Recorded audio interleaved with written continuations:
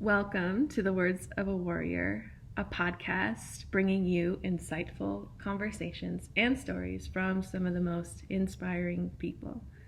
My name is Candy Wheeler, and on today's episode, I have a dear sister that I am so excited to introduce, Makenzie McPherson. Hello. Hi. Happy to be here. Thanks for coming on this podcast. We've done interviews in the past, and they're always like top fave of mine. You know, I know they're like kids, you're not supposed to pick favorites, but we do always have really juicy conversations, and I really appreciate that. And today, as we dropped in just before this, it was nothing short of that. So we could have been recording, I we guess. should have been recording. I feel like every single conversation we have, we could always be recording, but here we are nonetheless. And the way I want to introduce you, Makenzie, is through sharing a little bit about cacao, because that is what connected us in the first place, and she holds such a special place in my heart as she supported me over the last 5 or so years. When I first tried cacao, the native strain heirloom cacao that is Kakao, like cacao drinking chocolate, it was introduced to me in a women's circle setting, actually. Very small and intimate, by a mutual friend of ours. And I was really excited. I love chocolate, and the idea that we were going to be drinking chocolate, I was like, I'm down for this. and talking about our feelings. Yeah. And that's how it was first introduced to me, and I was honestly shocked at how powerful my experience was. I was thinking, oh, this is just going to be a yummy beverage, but it opened up a lot for me. And at that time, I was going through a massive separation with my ex-partner of 7 years. Wow. And I was really struggling through that quite a bit. And you know, the fact that cacao found me in the midst of a heartbreak where life was giving me all the reasons to close my heart, to just shut down, to not let people in, to invite me to just be like, hey, stay open. And that for me was such a profound thing, and to think that chocolate was the thing to do that. And people talk about plant medicines all the time, and I feel like we are in a big psychedelic revolution right now, and I just feel like this is one of those medicines that gets overlooked. Wow. I'm grateful that it's starting to become more and more known and more received by the people, and if it does for them anywhere close to what it did for me, that makes me so happy. And Makenzie is one of the co-founders of Cacao Drinking Chocolate. And I've been talking a lot at this point, so I want to give her a little bit of space. Go for it. Yeah.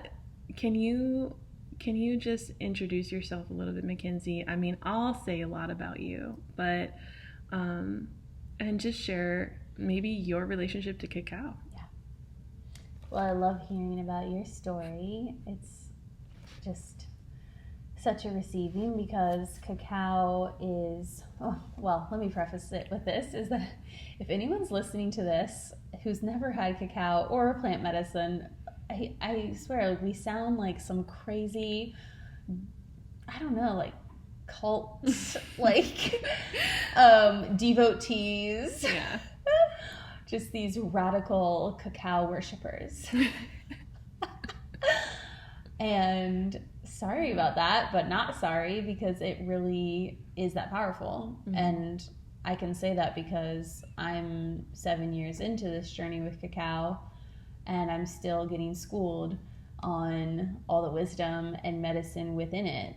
It's still very much teaching me, showing me, leading me, guiding me, expanding me, opening me, humbling me, and just also holding me in all the layers and all the experiences. And I really feel like cacao has come out of the jungle during this time to remind us of the love of Mother Earth. Mm. And that we are not alone in this experience. We don't need to walk around wondering if we belong here, because we do. And if we connect to her, we remember that. And so cacao is this very delicious, soothing, creamy, tempting, like, invitation into connecting with the earth. It's just this delicious excuse, really, to connect with ourselves and Creator and our creativity and our purpose and others in a deeper way versus the superficial, like, how's work going, or what do you do for work, or did you watch the game, like, what, you know, who are you rooting for, who did you vote for? It just, cacao gets right to the point. Right. And it's, when you work with her, we say her because she's very much a feminine energy. At least that's how we experience her. But she's this amazing excuse to be more intentional. Yeah. In our conversation, in our actions, in our thoughts, in what we journal, in our way of being, in what we create. And that's what, she continues to show me. So that's a little bit about cacao from my perspective now, and I could probably talk like for hours about it. We probably will throughout this whole episode, just here and there, because I feel like how could we not? But one thing you said at the beginning made me laugh, because I actually traveled to Chicago recently to hold a cacao and sound healing experience. And you said, you know, for the people listening that have never tried cacao, we probably sound crazy. Yes. And we hosted this in a small town where, man, these people would never otherwise have partaken in such an experience. It's more common in certain places than others, right? Exactly. And if you're here listening to this podcast, then you probably know what cacao is, or maybe you're just being introduced to it for the first time.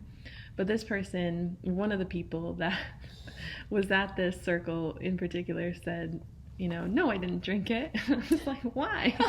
And he was like, because I don't know what was in there, and I'm not drinking the Kool-Aid and all that stuff. And it made me laugh so much. Oh my God. Funny enough, though, even though he didn't drink it, he said, I brought it up to my face, though. I wasn't trying to be rude. And I just thought, wow, that is so cute and also hilarious, because of the different levels of openness to it that I've experienced.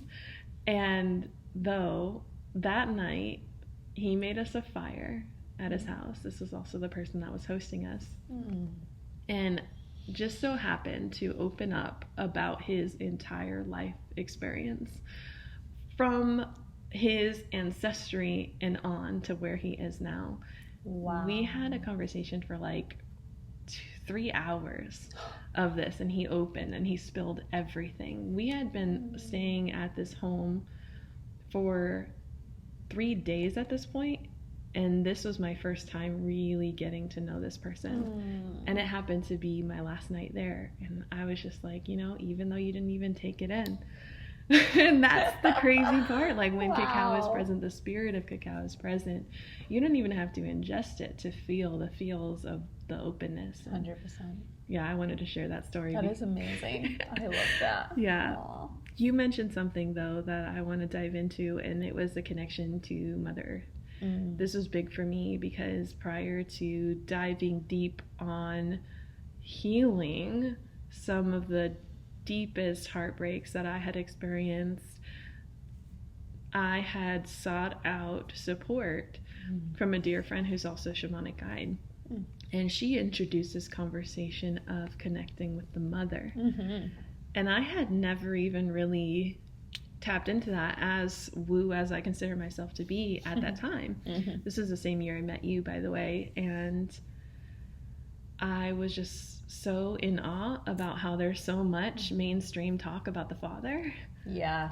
and yet not a whole lot said about the mother. And I know you are currently about to publish a book called, can we say the title? No. Okay, we won't say the title. Soon. All right. Love your excitement, though. And it talks all about this relationship. Yeah. Do you want to share a little bit more about that? Oh, I love that you were connected to this, to the mother through this person, and just what you said about mainstream. In the mainstream, we see this talking about the father, like Father God, all the time. Yeah. And we say Mother Earth. Everyone kind of says Mother Earth, like Happy Earth Day, honoring Mother Earth or something. Yeah.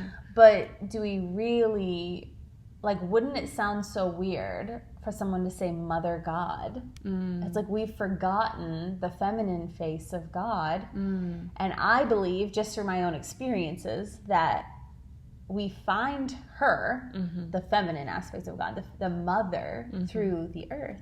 Yeah. That's why we call her Mother Earth.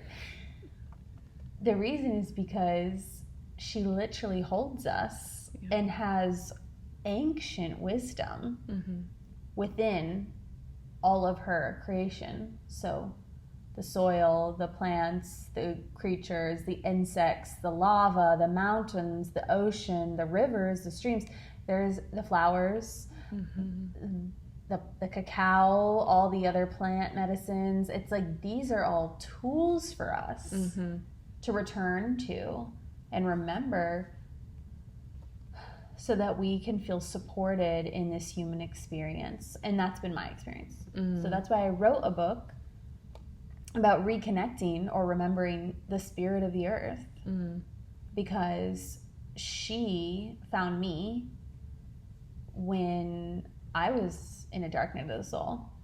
And in coming out of that, I was just bewildered by these incredible experiences where I got to really come face to face with her, quite literally, and receive her power, receive her grace, to really, really realize, like, what is true motherly love? Yeah. And to see where I and most all of us project an image of what motherly love is onto our moms, our human moms, which they're human. They have their own conditioning, they have their own patterns, their own traumas. Yeah. And yet all along there's this real unconditional, wise, ancient mother right outside for us to put our feet on and connect with anytime. It's like when there's this one documentary about grounding, and the boy walks into a teepee with his shoes on, and the grandmother says, "Boy, take off your shoes, you're going to get sick." It's because she knows and holds the wisdom that our connection to the earth, skin to skin, is essential to our well-being, not only from a physical perspective, but really from a mental, emotional, spiritual perspective as well. So again, I wrote a whole book on this. I could talk about this for hours. But I just am in love with her, and everyone's going to think that's crazy until they experience it for themselves.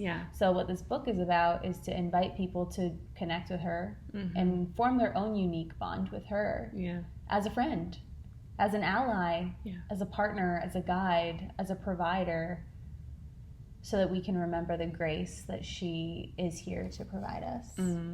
I love that so much, specifically because Earth is home for us, right? And I do think it's our responsibility to care for her just as much as she cares for us. Oh, yeah. Yeah, it's big.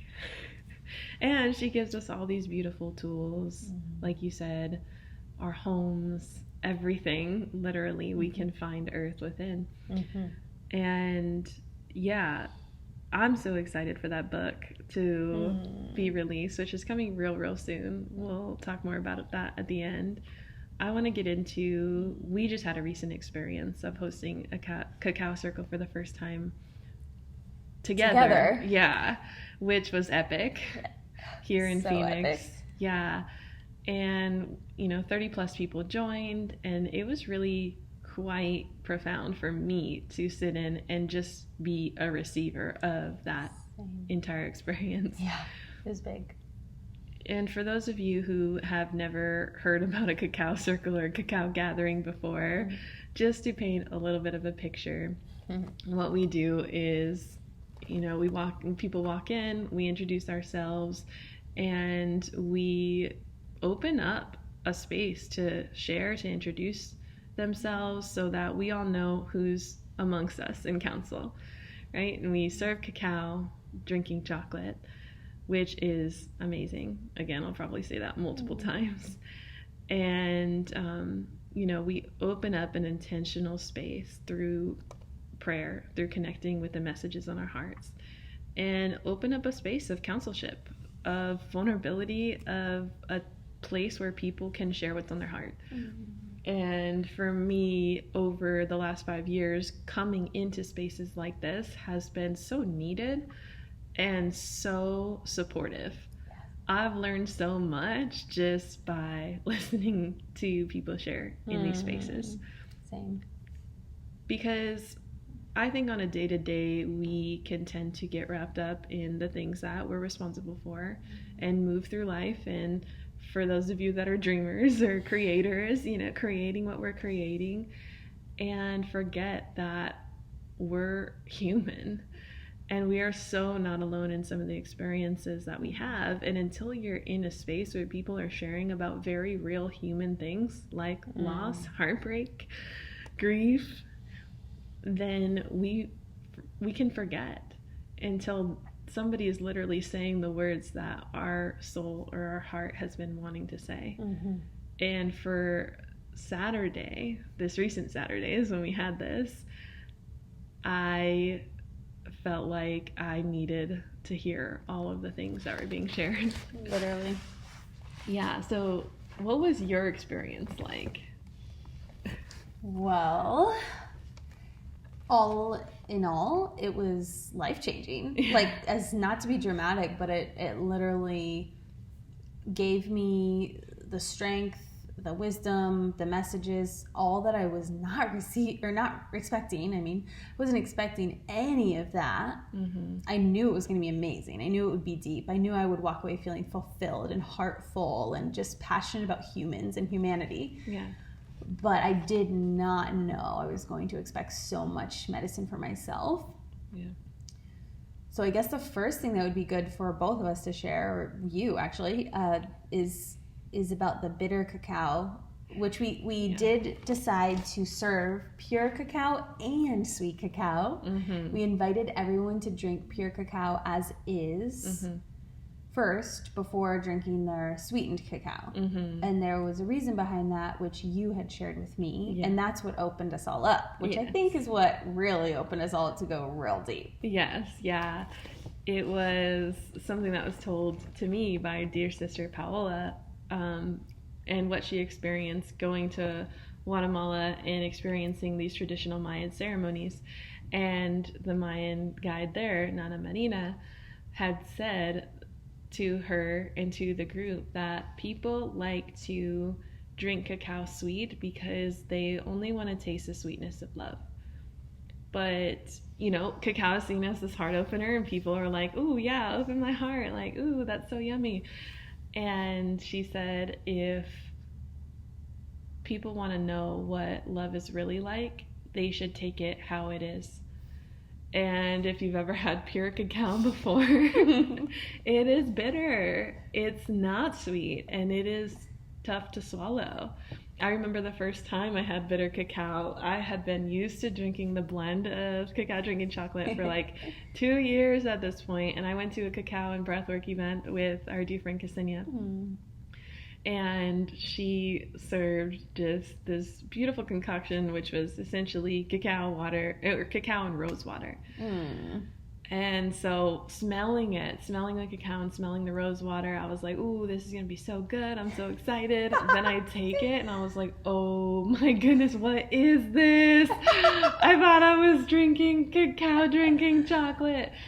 And it was really bitter. And me being such a lover of cacao, I got like the biggest cup you could possibly get. Oh my god. And I knew that I had to finish it.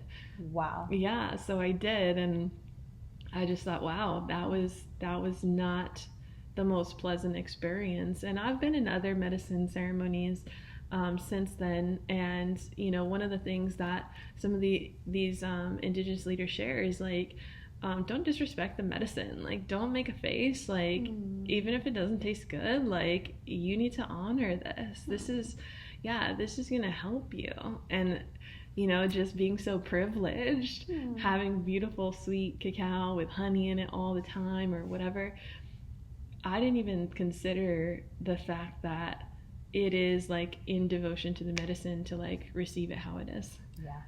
To not sweeten it, to not add something. And though I will forever be a sweet cacao or a sweet anything type of person, every so often, stepping into this with pure cacao or receiving cacao in its form, it is a really powerful experience, and it is a great representation of what love is really like. Yeah. Yeah. Yeah, it is. And a lot of what people were experiencing at that circle, and I think what this conversation opened up was their experience with love. Yeah. And a lot of people were moving through loss, grief, heartbreak, and overall just hard things. Yeah. And it was such a big reminder that love isn't about like only embracing the sweetness of life, but it's also being there and receiving life and receiving love through the hard stuff too. Mm-hmm. That was big for me. Huge. Yeah. Ooh. Yeah. And that kind of guided us into, the grief conversation, and talking about how so many of us are either experiencing it now or have experienced it in the past or will experience it sometime in the future. It will touch us all. Yeah. Grief alone is a medicine in itself. Totally. I think. And it got us to talking about what the 5 stages of grief and how we see it. And when these people were sharing their experiences too, I could see every single stage taking place, whether they were in that space of denial or heart or depression or all of it. And even when they would share step by step their process of what they were going through, I could see where each step was taking place. Totally. Yeah. And before you share that, if you're down for me to chime in here. Yeah. Before she shares about the stages of grief, it's kind of bridging that is when she was talking about, that sometimes love tastes bitter.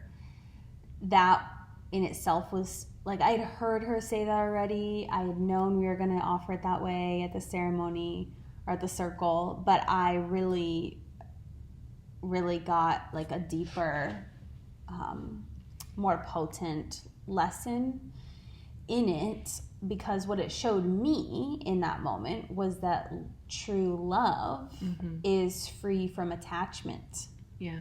And sometimes we do get attached and addicted even to the sweetness of love, or the possibility of the sweetness of love, or what it could be, or what it should be, or what the movies show us, or even what our experience is at times. Yeah. We can get attached to that. And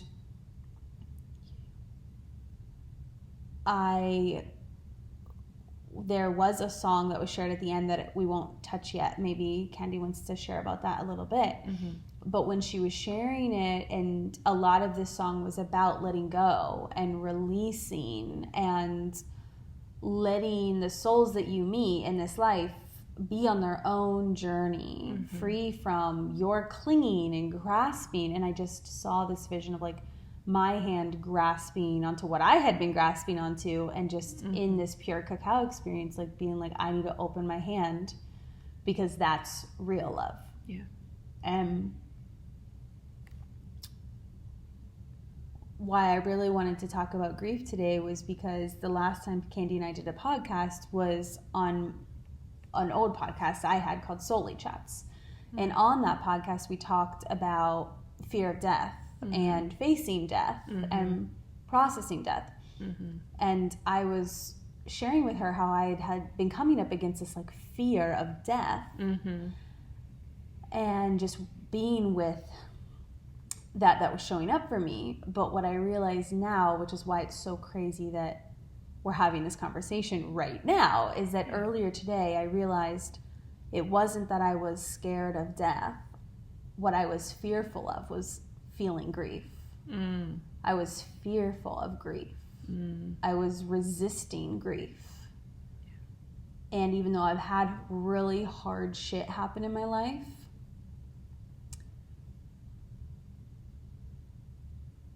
I believe that sometimes there's situations and there's people and experiences that are just so deeply close to our hearts that really bring us to that space of grief.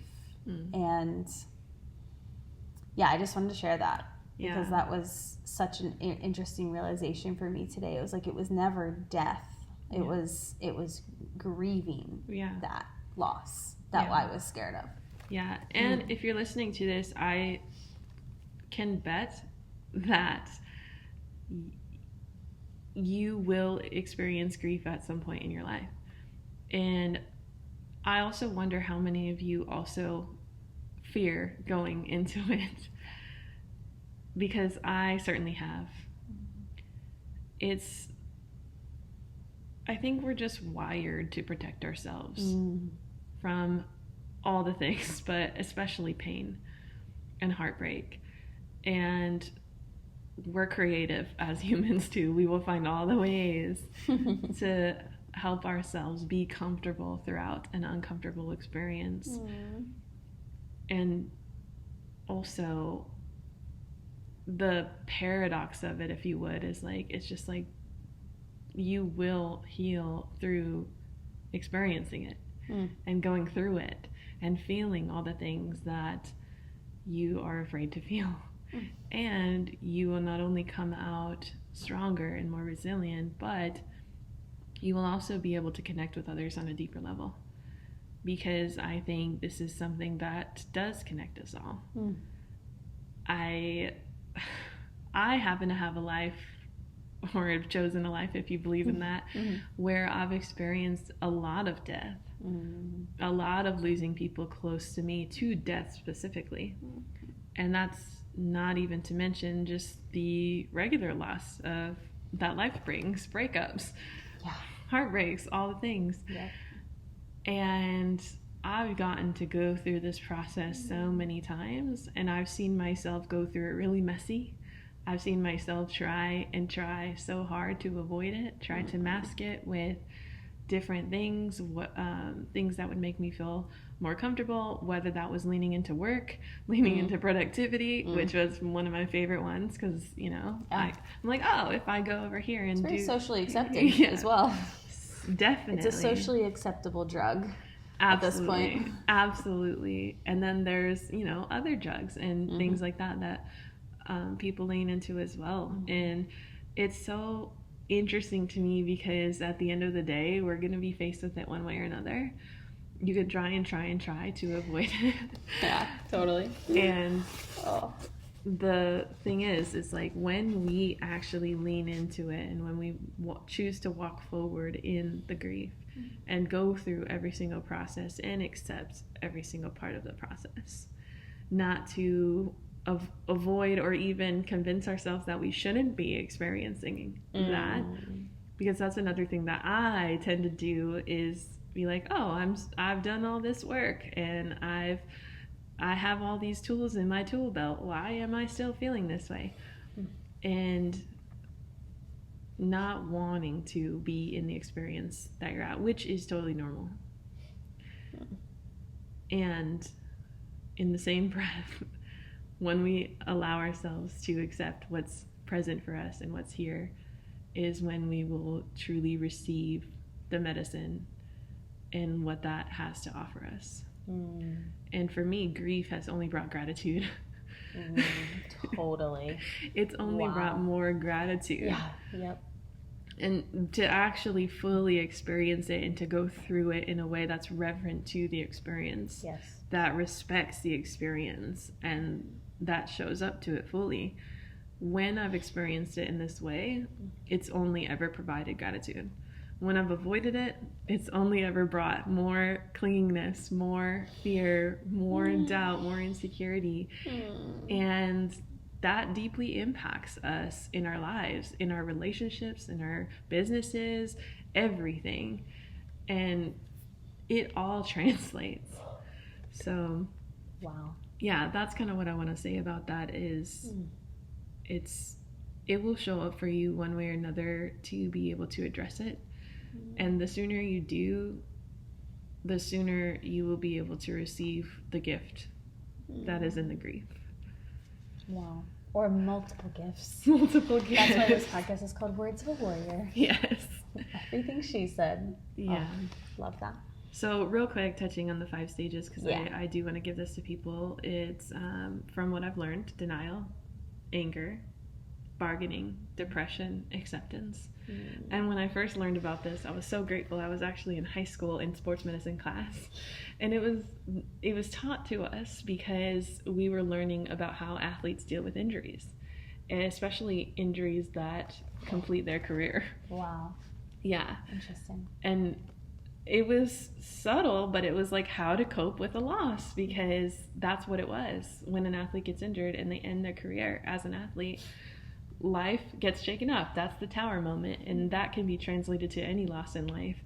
But I was so grateful to have gotten this information in high school, because I had gone through losing my cousin to death when I was 16, and having this information was so supportive, because I could look back at my experience and see where all of it took place. I could see where I could feel like, oh no, this isn't real. I would even have dreams where he would still be alive. And then I would come to this place of realizing like, oh, this is a dream because you're here.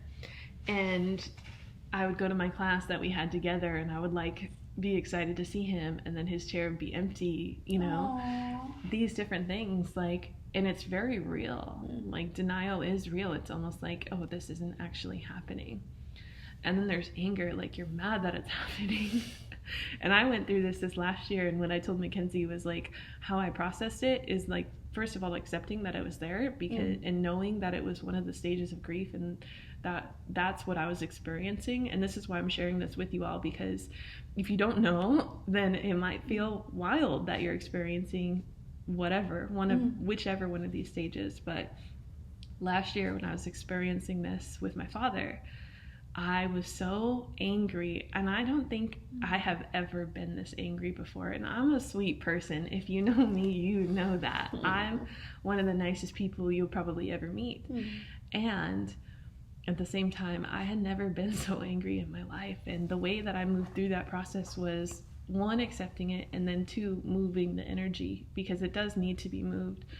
It's in your body, you know, like emotions exist within our body, and when we move it in some way or another, that's when we're able to process it. And so I actually ran almost every day during that season of life, and it helped me tremendously. I actually envisioned myself doing some sort of boxing to like get the anger out. Oh yeah. I was thinking about that yesterday. I was like, I need to go to a boxing class now. Honestly, however you do it, you know, but support yourself. And if anything, I want this podcast to be is something that resources you. I don't want to just sit here and have, you know, conversations, even though that alone would be supportive. But I also want to give you tools to move forward on your path. And so, yeah, anger. Then bargaining is essentially making a deal with life or with God or with the people that you're dealing with, and offering that up. Oh, but what if this just happened? Or what if I gave you this? Or what if that? To try to stop it from fully taking its course.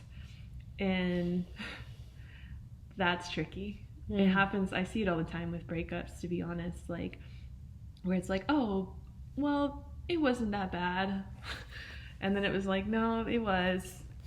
But you're telling yourself that right now because you know, you're bargaining to try to make the experience like to try to stop it from happening. Totally. And then there's depression, which, I mean, I know very well. It's, you know, deep sadness. And it sucks. Yeah. It's probably one of the worst feelings that I've ever experienced in this life. And I think my biggest takeaway to leave you with depression is to not try to rush the process. To just feel what you're feeling. And also still get up every day, go for a walk, and just breathe through the experience and lean on your support. Don't try to go at it alone, because we're not meant to, first of all. We're meant to lean on each other for support. And also, it can be dangerous to try to go at it alone. Yeah. Some people don't make it out. Absolutely. And then the last one is acceptance. And that's just accepting what's here in front of you. And the letting go, which we talked about earlier with that song, is just fully just opening the hands and releasing. And that feeling is so familiar to our soul, because that is the highest love. That's true love, that's openness, right? And when we're clinging, we can't let anything else in. So acceptance is one of the most beautiful parts. And one of the things I was sharing with Makenzie earlier was that it's talked about so much, but you can be at any stage at any given time. It's not necessarily in chronological order, like this is step 1, this is step 2. Like, I've been in spaces where I've experienced anger, depression, back to anger, back to depression, back to denial, and all the things. And yeah, it's a process. Yep. Wow. Yeah, I didn't know we were going to go into all that, but I'm so glad you did.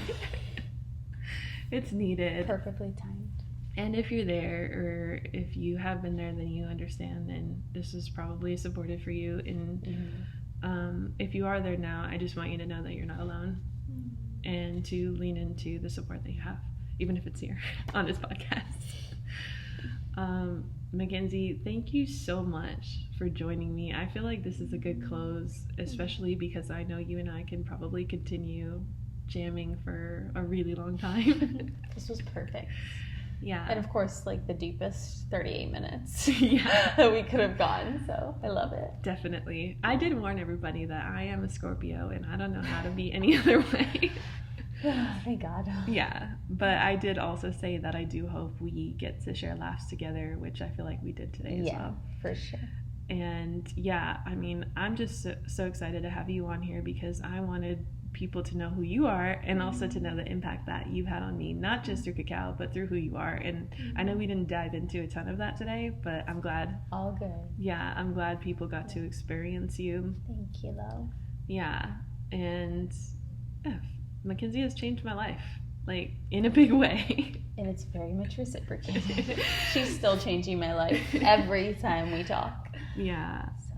It's big, and I'm grateful for this friendship and the sisterhood, and I honestly just feel like it's my good karma in this life. Same. Yes. Thank you. All right, everyone. Well, I feel like that's Thanks a good for close. Listening to us. Thank you for tuning in. If you resonated, hit the Q&A below, or drop into the comment section on the social pages. Share your voice, share your insight. I want to hear what you're experiencing, how this is landing for you, and to create community with this platform. Well, yeah, thanks so much for tuning in. Until next time. Bye. Bye.